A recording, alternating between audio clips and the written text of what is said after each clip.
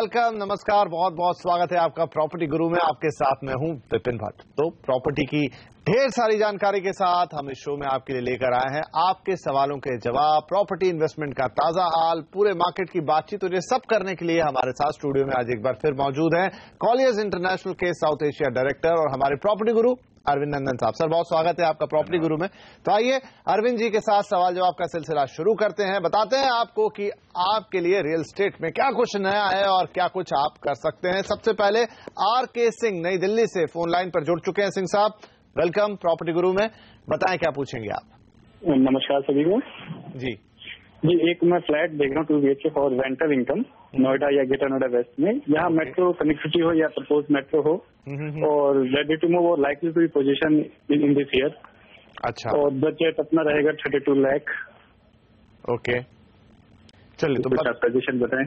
ठीक है 32 लाख इसी साल पोजीशन मेट्रो के भी आपको लगता है कि अगर वहां पर आसपास सुविधा हो तो अच्छा रहेगा। तो ये सारे चीजों को एक साथ रखते हुए क्या उपलब्ध होगा आपके लिए, हम अरविंद जी से पूछेंगे। सर, क्या सलाह दी जाए इन्हें। सिंह साहब, आपने देखा होगा या आपकी शायद जानकारी भी होगी कि 30-32 लाख की रेंज में 2 BHK खासकर नोएडा और ग्रेटर नोएडा में इस समय थोड़ा मुश्किल है। आपको बहुत दूर बाहर की तरफ जाना पड़ सकता है, जिसका सुझाव मैं नहीं देना चाहता। जो सबसे मैं कह सकता हूं अफोर्डेबल या सबसे आसानी से मिलने वाला बजट है वो 40 के आसपास होना इस समय जरूरी है थोड़ा वहां पर।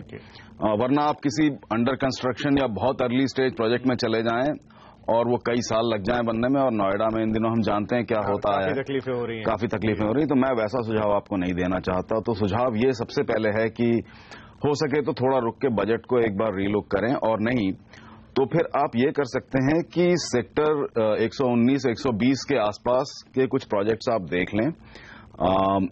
मेट्रो की कंडीशन वहां शायद पूरी ना हो पाए, क्योंकि मेट्रो की 2 जगह संभावना है। एक तो ग्रेटर नोएडा में एक्सप्रेसवे के आसपास संभावना है, लेकिन वहां फिर आपकी रेंज में मिलना मुश्किल हो जाएगा।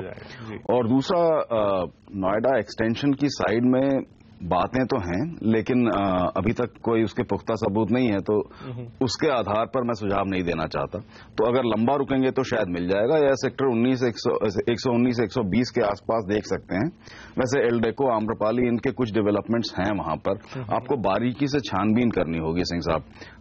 रेंटल वहां 10 से 15 हजार की मिल रही है इन दिनों, लेकिन ये कोई बहुत आइडियल रेंटल मार्केट नहीं है। उसकी बहुत बड़ी वजह यह है कि एक तो आईटी वाला जो हब है वो थोड़ी दूर पड़ जाता है, और इंडस्ट्रियल जो हब है वो भी इधर उधर बिखरे हुए हैं। तो थोड़ी विषम सी स्थिति है। सप्लाई भी बहुत ज्यादा है, लेकिन बहुत सारी सप्लाई वो है जिस पर कि हमेशा कुछ न कुछ डाउट बना हुआ है। आगे बढ़ते हैं। इस वक्त दूसरे कॉलर भी आ रहे हैं। दिल्ली से चंद्रशेखर यादव साहब हैं हमारे साथ फोन लाइन पर। यादव जी नमस्कार, क्या पूछेंगे आप।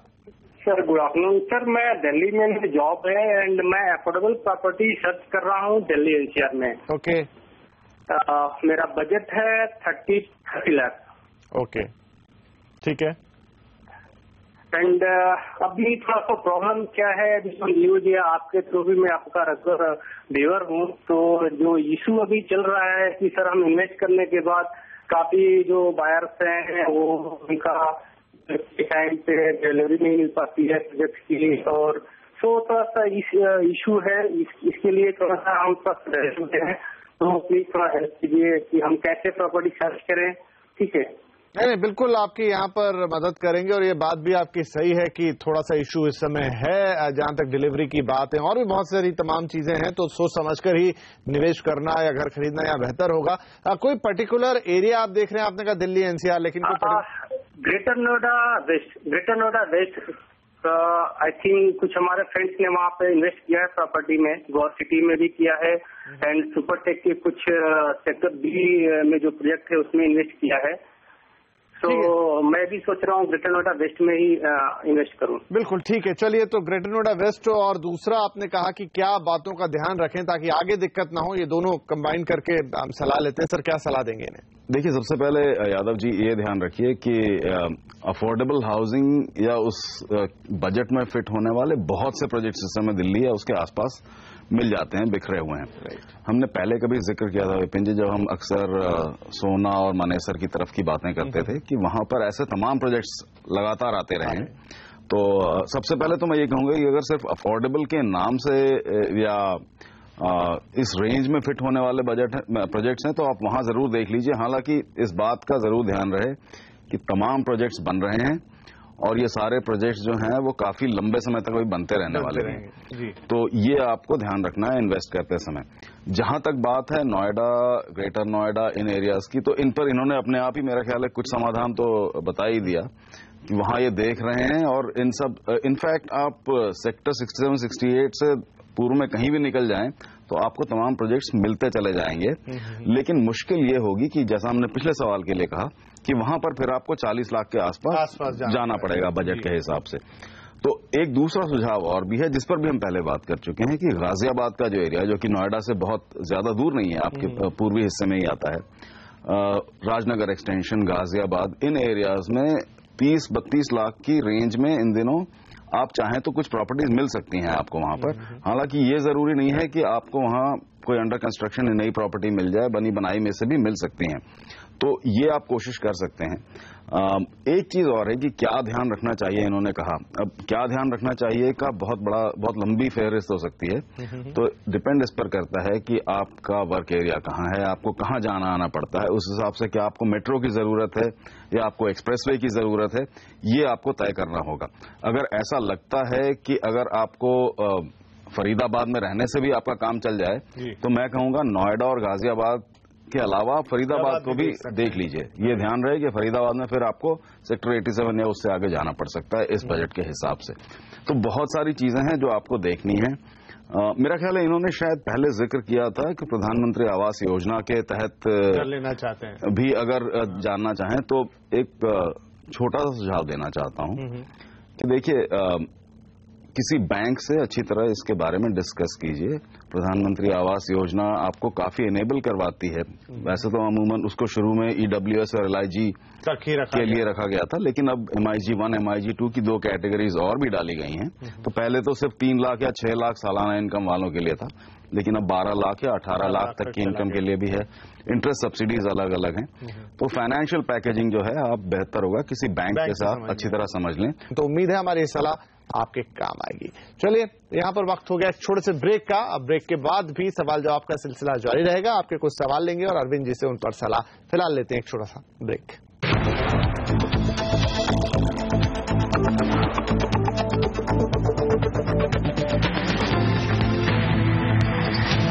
Welcome back. आप देख रहे हैं प्रॉपर्टी गुरु और यहाँ पर हम दे रहे हैं आपके सवालों के जवाब। हमारे साथ अरविंद नंदन साहब बने हुए हैं, तो आइए अरविंद जी के साथ सवाल जवाब के सिलसिले को आगे बढ़ाते हैं। अब हमारे साथ हमारे अगले कॉलर जुड़ गए, अजय सिंगला साहब, और बंगलुरु से हमें कॉल कर रहे हैं। सिंगला साहब, बहुत स्वागत है आपका प्रॉपर्टी गुरु में।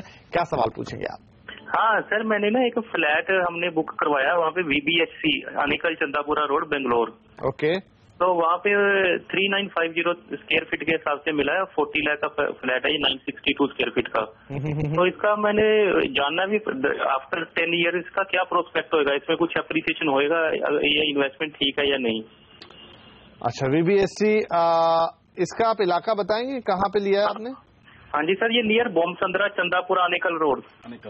ठीक है सर, जरूर बताते हैं कि इसका क्या भविष्य होगा। वैसे आपकी आवाज से और आपकी बोलचाल से लग रहा है आप उत्तर भारत से हैं, तो ये हाँ जी बंगलुरु में लेने का कोई खास पर्पस?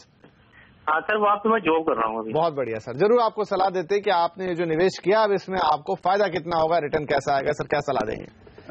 देखिए विपिन जी, सबसे पहले तो वैसे तो सिंगला जी के नाम से ही जाहिर है कि वो उत्तर भारत से हैं जी। देखिए, अनेकल वो एरिया है पूर्व या दक्षिण पूर्व बैंगलोर का जो काफी बाहर के हिस्से में है। अगर ये लाइन पर हैं तो इनसे एक चीज पूछी जा सकती है कि क्या ये आसपास कहीं काम करते हैं या सिर्फ इन्वेस्ट किया है वहां पर किसी वजह से? क्या ये होंगे लाइन पर? हाँ बिल्कुल सिंगला साहब। हाँ सर, मैं वहाँ पे जॉब कर रहा हूँ जिगनी इंडस्ट्रियल एरिया में। जी हाँ, बिल्कुल ठीक है, बिल्कुल ठीक है। तो आपने सबसे बड़ा उत्तर जो चाहिए था वो दे दिया।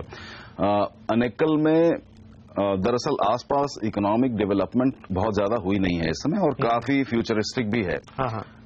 इसके आगे और भी एरियाज डेवलप हो रहे हैं वैसे तो, अतिबेड़े वगैरह, लेकिन अनेकल में सिर्फ जिगनी इंडस्ट्रियल एरिया ही एक ऐसा है जो कि एक इकोनॉमिक सेंटर है। तो अगर आप वहां काम करते हैं, वहां आपका आना जाना है, तो ये इन्वेस्टमेंट आपकी सही है, रहने के लिए भी या इन्वेस्ट करने के पॉइंट ऑफ व्यू से भी है। क्योंकि यहाँ से इलेक्ट्रॉनिक सिटी भी थोड़ा स्ट्रेच हो जाता है, कम से कम 40 मिनट तो जरूर लग जाएंगे आपको। तो इसलिए जिगनी के पास ठीक है। अब देखिए, इसका जो एप्रिसिएशन है वो धीमी गति से चलेगा। वो इसलिए कि अभी इस समय बहुत ज्यादा उस तरफ इकोनॉमिक डेवलपमेंट आई नहीं है। बीबीएचसी का बस स्टॉप है, ये सब छोटी मोटी चीजें हैं। रिटेल इंफ्रास्ट्रक्चर, सोशल इंफ्रास्ट्रक्चर अभी डेवलप होना बाकी है। आपने आज इसको परचेज कर लिया है, 4-5 साल बाद मैं समझता हूं वहां पर डेवलपमेंट तेजी से होने लगेगी और उस समय वहां पर प्रॉपर्टीज के रेट आगे बढ़ेंगे। तब तक आपकी प्रॉपर्टी ऑलरेडी 5-6 साल पुरानी हो चुकी होगी, 6-7 साल पुरानी हो चुकी होगी, तो उसका एप्रिसिएशन उस हिसाब से चलेगा कि ये ऑलरेडी 7 साल से एग्जिस्ट करती है। तो इसलिए एप्रिसिएशन इसमें आपको बहुत तेज गति से नहीं मिलेगा। मैं समझता हूं over a period of 10 years तो हो सकता है कि आज आपका 38 या 40 लाख का है तो ये 75 के आसपास पहुंच जाएगा। डबल होना बहुत अच्छा लगता है, लेकिन लंबा समय लगेगा, जबकि दूसरे एरियाज में थोड़ा फास्ट होता है। तो इस बात के लिए आप थोड़ा तैयार रहें। वैसे जिस तरीके से अर्बनाइजेशन हो रही है तो कई बार हम लोगों के प्रेडिक्शंस भी गलत हो जाते हैं या जो हमने कहा था उससे बहुत पहले हो जाता है, लेकिन फिलहाल ये दिखाई पड़ता है। तो इन्वेस्टमेंट है, अपना खुद रहने का घर है, जगह अच्छी है, बीबीएचसी नाम बहुत अच्छा है अफोर्डेबल सेगमेंट में, तो इन सब बातों को लेकर तो बिल्कुल आश्वस्त रहें। एक लंबे समय के बाद, 10 साल के बाद इसमें ज्यादा गति दिखाई पड़ेगी, लेकिन तब तक आपको इन्वेस्टमेंट एक औसत गति से मिलता जरूर रहेगा। वैसे इन्होंने खुद ने भी 10 साल का तो अपना होराइजन रखा है, तो इस हिसाब से मैं समझता हूं कि इनको बहुत ज्यादा चिंता करने की जरूरत नहीं है। इसमें रह रहे हैं, हो सकता है 8-10 साल जरूर रहेंगे और तब तक अगर आप देखेंगे, जैसा आज हम देखते हैं विपिन जी, एक दूसरी तुलना कर लूं, खारगर था या कामोठे था, ये सब एरियाज जो थे 10 साल पहले जिस तरह डेवलप हुए और अब 8-10 साल में वो करीब करीब डबल हो गए हैं दाम। लेकिन समय लगा है क्योंकि वहां पर अर्बनाइजेशन पहुंचते पहुंचते थोड़ा वक्त लगता है। कमोबेश वैसी हालत है। अतिबेले हो गया, अतिबेले तो और दूर है, बल्कि अनेकल हो गया, चंदापुरा रोड, ये उस तरह की स्थिति है। तो मैं समझता हूं बिल्कुल ठीक पोजीशन में आप हैं, ज्यादा घबराहट में ना आए और ये आपको रिटर्न दे जाएगा 10 साल जैसा आपने सोचा है उस हिसाब से। चलिए, अगली कॉलर हमारे साथ जुड़ चुकी हैं, वो है कीर्ति लुटलीकर, जो कि हमें कॉल कर रही हैं मुंबई से। कीर्ति जी, बहुत स्वागत है आपका प्रॉपर्टी गुरु में, क्या होगा आपका सवाल? Thank you, good afternoon all. ये एक्चुअली मैं 3 BHK फ्लैट देख रही हूँ कांदिवली वेस्ट में, रीसेल में, and with a minimum square feet of 1600 square feet at the budget of around 2.5 crore. तो हम लोग ने 2 प्रॉपर्टीज यहाँ पे शॉर्ट लिस्ट की थी, RNA Royal Park which is at Link Road, New Link Road Kandivali, and one is Octa Crest which is in Lokhandwala township Kandivali east. Actually दिक्कत यह है कि ये दोनों सोसाइटीज को ओसी नहीं है, so we are not really sure whether we should go for, मतलब हम उसके लिए जा सकते हैं कि नहीं। तो अगर हमें इधर आपका व्यू चाहिए इन 2 सोसाइटीज पे, और दूसरा सवाल ये है कि अगर सेम एमिनिटीज में 3 BHK with 1600 square feet with OC 2.5 crore Borivali Kandivali में है क्या कोई और प्रोजेक्ट, और रीसेल में देख रहे हैं? चलिए, तो रीसेल में हो गया, आपने 2 प्रॉपर्टीज देखी भी हैं, एक वेस्ट में और एक ईस्ट में, और इसके अलावा भी अगर कुछ है तो हम आपको सजेस्ट कर सकते हैं। 1600 स्क्वायर फीट आपको बड़ा घर चाहिए, 3 BHK, और 2.5 करोड़ के आसपास आपका बजट है। सर, क्या सलाह देंगे कीर्ति जी को? विपिन जी, इनका सवाल मुझे बहुत अच्छा लगा। उसकी 2 वजह हैं। एक तो ये कि इन्होंने काफी दूर तक काफी डिटेल में अपनी एनालिसिस कर ली है, तो एक सतही तौर पर नहीं है। दूसरा ये कि जिस तरीके से इन्होंने तोला है उस तरीके से तोलना बहुत जरूरी होता है ऑप्शंस को। मैं कुछ वो बातें करूंगा जो शायद अभी नहीं हो पाई। देखिए, सबसे पहले तो कांदिवली, जैसा हम जानते हैं, मुंबई के जो सबर्बन एरियाज हैं बोरीवली तक के, उनमें से करीब करीब आखिरी पड़ाव है, उसके बाद बोरीवली है और उसके आगे तो फिर मीरा भाईंदर शुरू हो जाता है। तो अब जो अर्बनाइजेशन है, जो डेंसिटी है, वो बहुत ज्यादा है इन जगहों पर। जो इन्होंने पहला प्रोजेक्ट चुना, RNA रॉयल पार्क, ये न्यू लिंक रोड पर बना हुआ है। न्यू लिंक रोड एग्जिस्टेंस में आई करीब 8 से 8-10 साल पहले, और शुरू में तो धीमी गति से वहां डेवलपमेंट हो रही थी, लेकिन पिछले 7-8 साल में बहुत तेज डेवलपमेंट हुई है। आप DB ले लें, RNA ले लें, कनाकिया ले लें, ये सारे जितने अच्छे नाम हैं, इन सब के प्रोजेक्ट्स वहां पर हैं। RNA रॉयल जो है, ये न्यू लिंक रोड से हिंदुस्तान नाका नाम का एक छोटा सा जंक्शन आता है, बिल्कुल उसके पास में है, और उसके पास ही अजंता फार्मा नाम की एक बड़ी जो कंपनी है वो भी है। तो बहुत डेंसली डेवलप्ड एरिया है। प्रोजेक्ट काफी अच्छा है। इसमें लगभग मैं देखना चाहता हूँ करीब करीब इसमें 400 यूनिट से ऊपर हैं, 3 टावर हैं, एमिनिटीज इसमें टॉप ग्रेड हैं। इसमें एक जो इन्हें कंपैरेटिव देखना चाहिए वो ये कि इस प्रोजेक्ट की कीमतें लगभग 19-20 हजार रुपए पर स्क्वायर फुट के आसपास हैं। ओके। अब डिपेंड इस पर करता है कि आपका रोज आना जाना या आपकी सुविधा वेस्टर्न एक्सप्रेस हाईवे पे ज्यादा है या लिंक रोड यानी कि वेस्ट में ज्यादा है। अगर वेस्टर्न एक्सप्रेस हाईवे पे है तो ऑक्टाक्रस्ट अपने आप फिर जो इनका दूसरा ऑप्शन है वो सामने आ जाता है, उसको भी थोड़ा देखना जरूरी है। ये लोखंड वाला कॉम्प्लेक्स वैसे तो बहुत वेल नोन है, आप हाईवे के बिल्कुल पास हैं, लेकिन फिर भी ये ध्यान रहे कि करीब आप 2 किलोमीटर अंदर जाते हैं हाईवे से और आप फ्लाईओवर के नीचे से घूमते हुए जाते हैं और काफी पेचीदा सा वो एरिया है और उसका थोड़ा एग्जिट को लेकर या एंट्री को लेकर हमेशा एक इशू रहा, हमेशा वहां पे एक थोड़ा सा क्लटर वगैरह होता है, पर उसका आपको प्राइसिंग में फायदा मिल सकता है क्योंकि ये 13,000 से 13,500 से 14,500 की रेंज में 7,000-6,000 तक कम भाव मिल जाएगा। बिल्कुल, तो आपको प्राइसिंग में बहुत बड़ा एडवांटेज मिल सकता है। और अगर आपके लिए एयरपोर्ट जाना या हाईवे के आसपास रहना जरूरी है तो मैं समझता हूं आप बिल्कुल आंख मूंद कर ऑक्टाक्रस्ट में इन्वेस्ट कर सकते हैं क्योंकि उस एरिया में भी सारी डेवलपमेंट्स काफी अच्छी हो चुकी हैं, रहेजाज भी हैं और आप अच्छे नाम चाहें तो वो सारे हैं। जहां तक सवाल है एमिनिटीज का, तो ये तय है कि आपको जो एमिनिटीज वहां मिल रही थी आरएनए में वो इसमें शायद नहीं मिलेंगी, कुछ कम हद तक मिलेंगी। अगर ये दोनों न चाहते हुए आप कोई दूसरा चाहते हैं तो मैं समझता हूं सबसे अच्छे 2 ऑप्शन हो सकते हैं इनके पास। एक तो कांदीवली ईस्ट में ठाकुर विलेज या ठाकुर कॉम्प्लेक्स में देख सकते हैं, going right up till Borivali east. तो कम से कम मैं समझता हूं 1 दर्जन प्रोजेक्ट्स वहां पर हैं और वहां पर भी एकता या रिवाली पार्क तो खैर बहुत ज्यादा बजट हो जाएगा, लेकिन इस तरह के कई प्रोजेक्ट्स हैं। सेकंड सेल्स में भी ठाकुर विलेज के अंदर बहुत सारे प्रोजेक्ट्स हैं जो इनको 2.5 करोड़ की रेंज में मिल सकते हैं। 3 BHK आ जाएगा, चाहे वाशराय चाहें चाहे चैलेंजर या ऐसे कई डेवलपमेंट्स हैं जिनमें इन्हें मिल जाएगा। एक दूसरा सुझाव ये था कि अगर मान लीजिए कि वेस्ट में ही रहना चाहते हैं तो फिर आप बेटर होगा कि आप आईसी कॉलोनी या आईसी एक्सटेंशन का जो एरिया है उधर देख लें, वहां पर देख लें। वहां पर आपकी रेंज में तमाम प्रोजेक्ट्स आपको मिल जाएंगे और काफी अच्छी डेवलपमेंट्स वहां पर हैं। सोसाइटी, सोशल इंफ्रास्ट्रक्चर सब कुछ बहुत उम्दा है, बहुत बढ़िया है। तो इनको अगर तोल लें ठीक से, वैसे मैं समझता हूँ ओरिजिनल 2 में से ये आसानी से चूज कर सकती हैं, लेकिन अगर उन्हें छोड़कर देखना चाहें तो फिर ये 2-3 एरियाज हैं। इसी सलाह के साथ हमारे लिए भी वक्त हो गया छोटा सा ब्रेक लेने का। ब्रेक के बाद कुछ और सवाल लेंगे।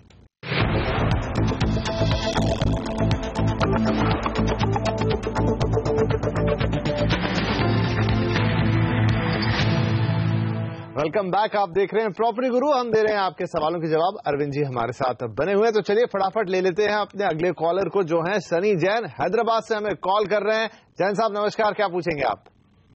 नमस्ते अरविंद जी।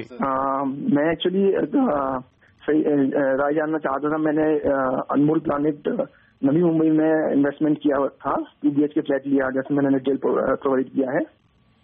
ओके जी, तो ये प्रॉपर्टी मैंने 2011 में परचेज किया था। अभी इसमें मुझे रेंट आता है 16,000 पर मंथ। मैं ये जानना चाहता था ये सही टाइम है क्या इसको प्रॉपर्टी को सेल ऑफ करने का, कि आगे एप्रिसिएशन के चांसेस हैं यहाँ पर? राइट, तो 5,500 के भाव पे लिया, 16,000 किराया आपको मिल रहा है 2011 में। अब हम बात कर रहे हैं 2017 के अंदर। सर क्या करना चाहिए? जो इस प्रॉपर्टी से इन्हें मिलना चाहिए था क्या वो मिल चुका है या अभी और बने रहें, क्या करें? ये भी मुझे बहुत अच्छा लगा और मैं कोशिश करूंगा बिल्कुल संक्षेप में जवाब दूं समय को ध्यान में रखते हुए। देखिए जैन साहब, खारगर जो है ये वाशी के बाद बड़ा मार्केट बन के उभरा था और करीब 10-11 साल इसने एक तरीके से कह सकते हैं राज किया। जैसे हम कहते हैं एक डायनेस्टी आई, दूसरी डायनेस्टी उसको ओवरटेक कर लेती है, फिर किसी और को पास ऑन कर देती है। तो खारगर का जो पीक पीरियड था 2011 से 13 के बीच में, जब यहाँ करीब हर साल 2,500 से 3,000 के बीच अपार्टमेंट्स की सेल होती थी, वो सबसे बड़ा पीक पीरियड था। और अब धीरे धीरे वो थोड़ा कम हो गया है क्योंकि दूसरे मार्केट्स उभरने लगे हैं, पनवेल से लेके खोपोली के बीच वाले। तो आपने जब खरीदा था तब ये बहुत बेहतरीन मार्केट था। आपने जिस रेट पे लिया था और आज जो रेट है उसमें करीब 60% का अपसाइड आ चुका है। आज 8,900 से 9,000 रुपए पर स्क्वायर फुट की रेंज में है। आपकी प्रॉपर्टी जो है वो भी काफी अच्छी तरह लोकेटेड है, मुंबई पुणे एक्सप्रेसवे के बिल्कुल नजदीक है जी। आसपास स्कूल भी हैं, मेट्रो भी, रेलवे स्टेशन भी बहुत दूर नहीं है। सेक्टर 16 जो कि दूसरा बड़ा एक मार्केट है अक्रॉस द हाईवे, वो भी बहुत अच्छी तरह लोकेटेड प्रॉपर्टी है। दाम 60% हो चुके हैं और आगे चूंकि अब खारगर ने बेटन पास ऑन कर दिया है दूसरे मार्केट्स को, तो अब खारगर में जो एप्रिसिएशन होगा वो उस स्पीड से नहीं होगा। तो आप एक ऐसे पॉइंट पर हैं जहां आप चाहें तो आप बिल्कुल डाइवेस्ट कर सकते हैं, या ज्यादा से ज्यादा 1-1.5 साल और रुक जाएं, उसके बाद दाम तो बढ़ते रहेंगे लेकिन अब ये एक रफ्तार धीमी हो जाएगी। तो एक स्लोअर रेट ऑफ एप्रिसिएशन जो है वो अब चलेगा। आपने जिस रेट पे कमाया है वो करीब 9-9.5% प्लस आपने रेंटल इनकम ली है, तो टोटल आपका रिटर्न सालाना करीब 11-11% जरूर रहा है। तो ये बहुत बढ़िया रिटर्न आपने इस पे ले लिया है। आप चाहें तो इसे डाइवेस्ट कर सकते हैं या 1-8 साल और कंटिन्यू कर लें और उसके बाद डाइवेस्ट कर दें। टाइमिंग सही है वैसे डाइवेस्ट कर। राइट, तो सनी जैन साहब ठीक ही सोच रहे हैं आप। रुकना चाहें 1-1.5 साल रुक जाए, नहीं तो आप इससे निकल सकते हैं क्योंकि इससे जो आपको फायदा मिलना था वो मिल चुका है। चलिए, तो आज के लिए समय समाप्त हो रहा है प्रॉपर्टी गुरु का। जाने से पहले अरविंद जी का धन्यवाद करेंगे कि सर आप आए और आपने हमारे दर्शकों के सवालों के जवाब दिए, उन्हें इतनी कीमती सलाह दी। और आपसे भी हमेशा की तरह यही निवेदन कि आप हमें लिखते रहे, pg@moneycontrol.com को डिटेल में अपना सवाल भेज दें, फोन नंबर भी डाल दें, आपसे कुछ और चीजें पूछ लेंगे और आपको देंगे बेहतरीन से बेहतरीन सलाह जो आपके निवेश और घर खरीदारी को बनाएगी और अच्छा। तो आज आपसे लेंगे इजाजत, लेकिन इस वादे के साथ कि अगले हफ्ते फिर मिलेंगे। तब तक के लिए नमस्कार।